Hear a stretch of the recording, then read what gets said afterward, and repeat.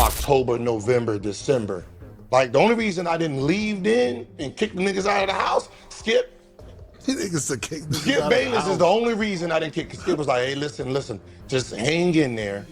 Think about all the people that's here. What's good, everybody? Gilbert Arenas has been making the podcast rounds lately as he gets ready for Season 5 of Gils Arena this fall. And if you know Gil, then you know he's never been shy about sharing behind-the-scenes details. So it's no surprise that he's been opening up about everything that's happened. Honestly, there's been so much discussion surrounding the Gils Arena situation that a lot of it still needed some context. We've all seen the conversations about leaked messages and recordings, but until now, no one had really walked through the entire story from beginning to end.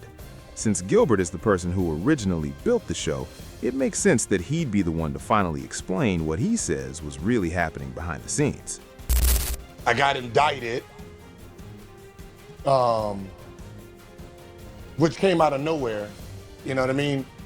And, you know, sometimes people decide that they want to take advantage of situations. And, you know, we had a new guy that came in. I'm not going to use his name right now. I still need some things. But then he going to get his ass roasted a lot. We had a new guy who didn't really understand the program. He didn't understand that I was a star. He didn't understand that, you know, I was the young Michael, right? And he just thought he can bully me. So this kind of started with, I don't know if you know Low. You know, me and Josiah did a Low podcast, and we was like basically just explaining, you know, what was going on with the football show, basketball show. So I created the football show, and I brung the football show. I talked to Skip, me and Skip, you know, went golfing. We had our conversations and how, you know, what he wanted to do in this space.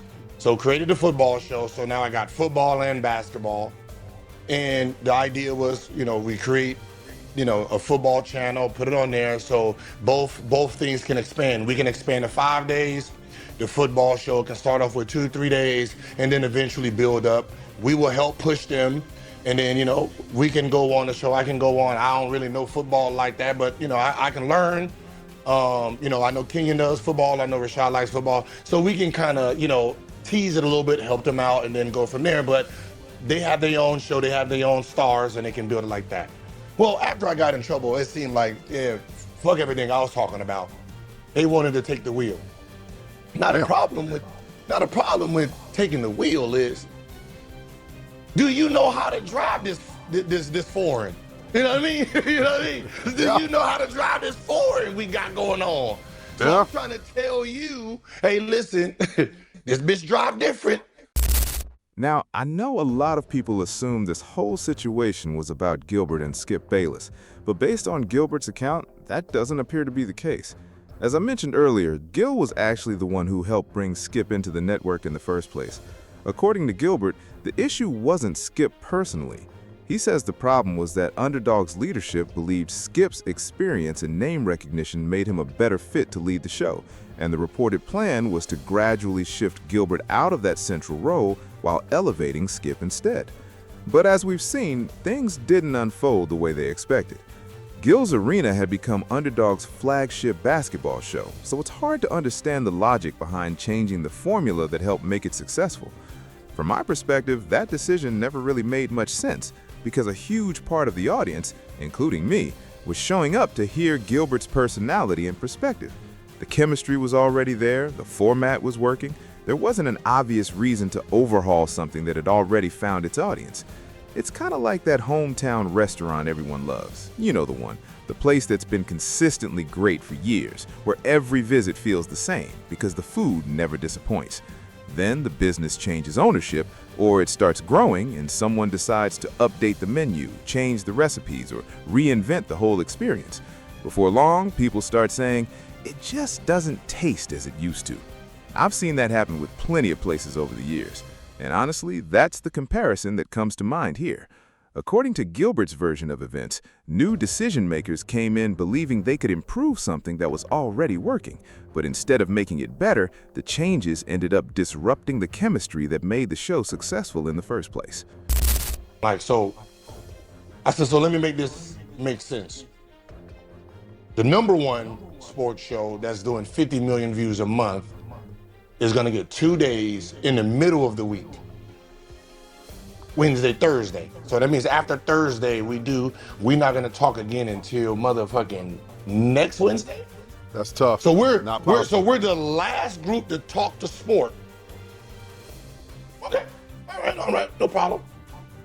And then from there, it's like, all right, Joe, Gil, you disparaged us. Right, this is the new guy. This is not Underdog. This is not Underdog. This is somebody they hired who thought that. Gil, this is all after the indictment shit, though, right?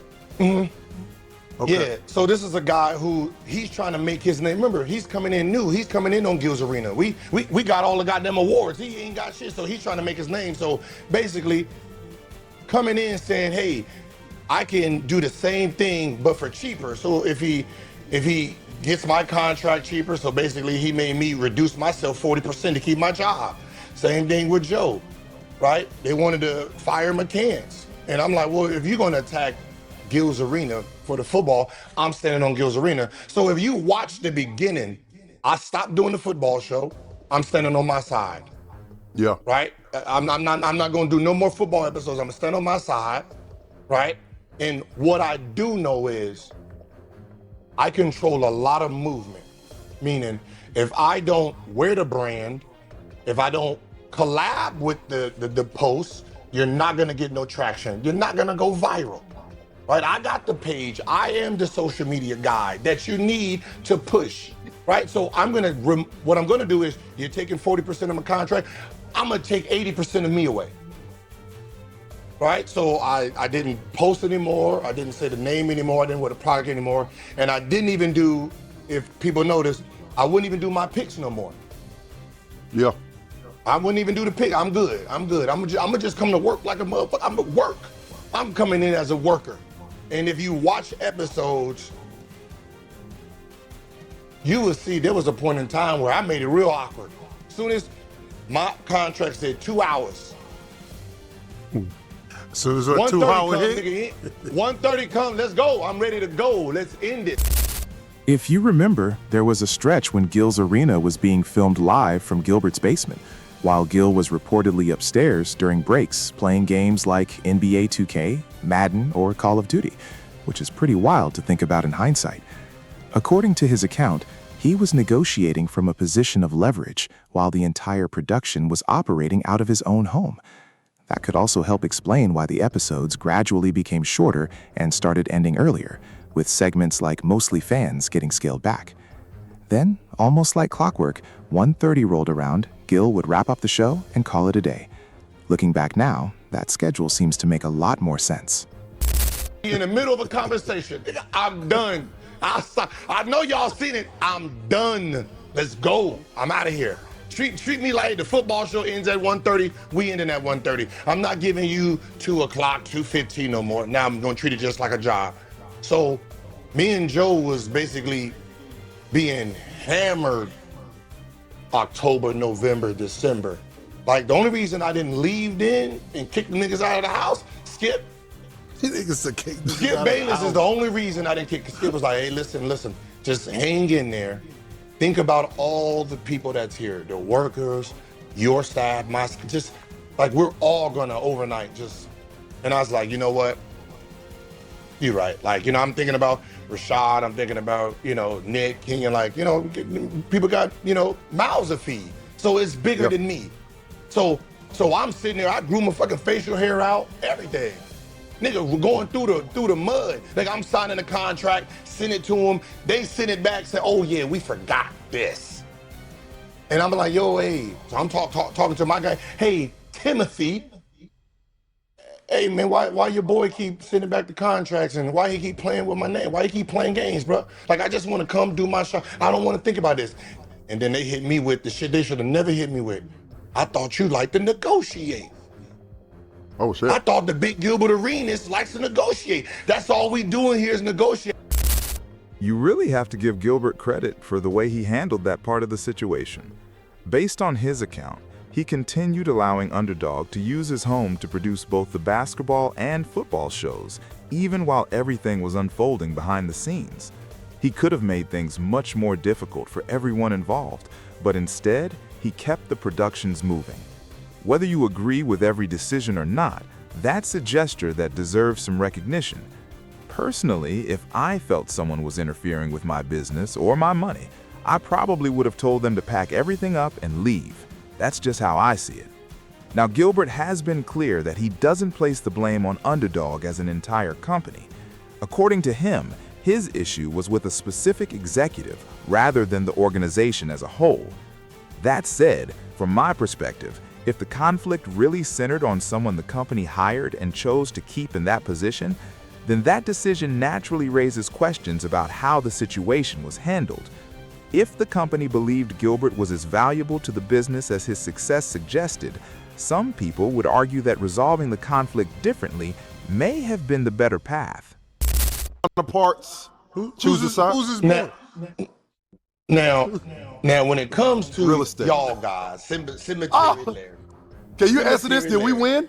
Did we win, Gil? Gil, you was hot about it. You said, "Don't come at us. Go on the ball." Yeah. Now, so if I gotta say, the only thing that me and Rashad had a disagreement on was that, like, Good job. you TJ. are a troller who don't like to be trolled back. And then when you getting trolled back and we don't have your back, which you're not giving us the play. Like, if you came in here and say, hey, look, this happened back then. This is gonna be the play. I want you to do this. Anytime a nigga try to talk, interrupt them. Like, dude, like we are bad. Let's do it. Let's go at these boys. But no, you telling us, oh, nah, man, I ain't do nothing. I was cooking them niggas. Like, all right, then we'll cook then. Yeah. And then we sitting there listening, and we sitting there like, like we know when you bullshitting because we with you every day. So you sit here, and we sit here like, and now we want to be petty now. Like, we want to. I ain't gonna lie, Gil. My favorite part, Gil, is when he asked you, "Do I look like a type of dude that would lie?" And you dead ass looked at him and said, "Yup." Yes. Fucked up this whole shit. Fucked up his whole play. Yes, you do. Now, the problem with that is I didn't know what was going on because I'm dealing with my own shit going on, so I'm not really in tune with the internet. So I didn't see y'all was having a little back and forth yet. So if you actually look at the episode, you can see he was trolling me the whole time. He was on troll mode. Everything I said, he goes the opposite the whole day. Gotcha. So when he sit there and threw that at me, I did exactly what he was doing to me. Just go the opposite. Do you think I'm a quitter? Yeah, for sure. For sure. Like, I play video games with you. You quit. Right? Like, we on the basketball court, you quit. You get a win, you quit. You ain't running it back. So yes, by the definition, yeah. So that's what I'm going off of. I don't know he got a speech coming up. Going on. So when y'all went back and he goes back and I'm sitting here like, yo, bro, if you're not going to address them and get the gutting and you come on with your surgical, if you're not going to do that right now, bro, don't, because all you do is just yell at us and get mad at us and pretend we're on the side. Like, if you're not going to address them and really get to just saying whatever the fuck you want to say, then don't do that shit on our time, man. Do that on your personal, don't do it on the show. Man, Theo is clearly having fun with the fact that his side came out on top, and he's not missing the chance to take a few shots at Rashad. The ironic part is that Theo wasn't even the main person Rashad seemed to have an issue with. Most of Rashad's criticism was aimed at Raymond Felton and Charlie. But Theo is obviously close with those guys, so it looks like he decided to step into the conversation anyway. And honestly, that's probably the kind of support Rashad expected from his podcast teammates. Where it gets a little different, though, is that it doesn't always come across like they're laughing with Rashad. It sometimes feels like they're laughing at him. That's a noticeable difference. Now, none of that automatically makes Rashad a bad person, but from the outside looking in, it does seem like there are still some things he may need to work through. At this stage, if you made a decision to leave or go in a different direction, then own it and stand by it. It's 2026. You don't have to keep putting on an image or trying to convince people you're something you're not. Eventually, people are going to form their own opinion based on your actions, and that's okay. Like I've said before, that doesn't make you a bad brother. It just means being honest with yourself is usually the best path forward. You went on 7 a.m. in Brooklyn. 7 a.m. in Brooklyn. 7 p.m. 7 p.m. My 7 fault. p.m. You Damn. good? That nigga not gonna be up in the morning. Shout out to Melo. And you said what you had to say, but then there was a tweet after you went on there. What do you think about this tweet right here? What tweet? Oh, Gil? See, the problem with Rashad is this. He don't know. Like, he tells you exactly, I just come to work. I do my part, which the downfall was he did his part well. He did his job well, but you're doing your job at the wrong time. You're not reading the room. That was the problem. You're not reading the room. You're not reading what's going on. Like, you don't see they trying to take over. You don't see they trying to blend the couch. You don't see that you and Skip are saying the same thing. Like, you know what I mean? Like, you's a shooting guard, and he's a shooting guard too, bro. Right? He ain't the point guard. He ain't the small forward. He's a shooting guard too. So if y'all both are LeBrons, you like LeBron and you're doing this, that means you guys need someone to go at. It's not you two going at each other. Y'all are aligned. He was your replacement. And you're not seeing it. So what I decided to do is, if you ever seen it, I wasn't really on with Skip. See, me and Skip, we talked. So he already knew I was gonna miss episodes when he was on. I needed them to see that who's the back and forth between you two. Y'all now gotta create fake enemies, which y'all already established. Y'all don't like LeBron, you don't like the Lakers, you don't like this, y'all both are the same. He just does it better because he researches. Man, it's wild to think that, according to Gilbert's version of events, Rashad may not have realized the biggest challenge was sitting just a few feet away the whole time. From the way Gilbert tells it, the pieces were already being put in place behind the scenes, while Rashad had no idea what was happening. It sounds like Rashad believed that being a reliable company guy, building a good relationship with Skip, staying out of unnecessary conflicts, and going along with the direction of the show would eventually create more opportunities and lead to bigger roles. From his perspective, he may have thought he was positioning himself for the next step in his career. But according to Gilbert's account, what Rashad didn't recognize was that the person sitting across from him could eventually become part of a much bigger shift within the show itself. If Gilbert's version is accurate, the plan was for the program to continue moving forward, regardless of whether he remained involved. That possibility completely changes the way some of those earlier moments can be interpreted in hindsight. I don't know what's gonna happen, but you just know that it's been a hell of a fucking time doing what we do. We're gonna continue to do what we do. Regardless, I think this space just needs what we've brought to the table. If I were in that situation, and Gilbert was the person who brought me into the opportunity, then once he started having issues with the business partners, I'd probably stand with Gil. At the end of the day, he's the one who opened the door for me and helped create the opportunity in the first place. Like someone said in the comments yesterday, you leave with the same person you came in with. I thought that summed it up perfectly. From my perspective, that's the route I would have taken. Instead, based on Gilbert's version of events, Rashad ended up leaving the situation without the outcome he was hoping for. You keep thinking this is about me and you. That's not this year, bro. This is what we had before is not the same thing now. All that over talking while Skip was in the room, that's not how Skip works. This ain't show. This is not our show anymore. They're trying to present another show, and Skip is the star. And you need to look and open your eyes. what was your position or your mindset when you saw Rashad with the underdog T-shirt, the hat, the whole costume from head to toe. Did that kind of? Did you feel betrayed at that moment, or you already? No. See, me and Underdog, and when I say Underdog, I mean the CEO Jeremy, his guys, you know, and women, you know, Katie, Nick, all those guys, beautiful people, man. They are amazing people, right? The guy they hired to run the department that I was in, that's not a good guy, right? And he doesn't represent them because he had his own intentions, and his own intentions was he needs to prove who he is. So he's doing it his way. This is Liam, right? Yeah. Okay. So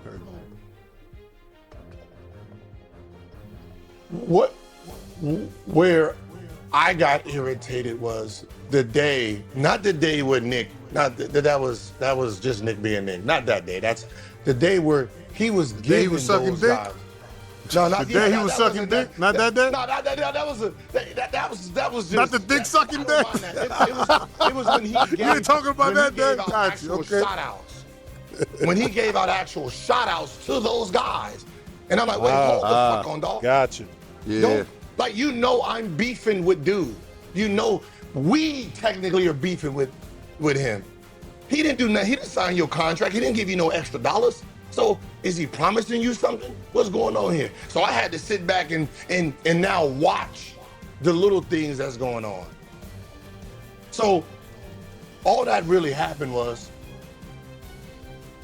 they probably went to him, said, hey man, we think Gil is on out. Like, I'm hearing reports from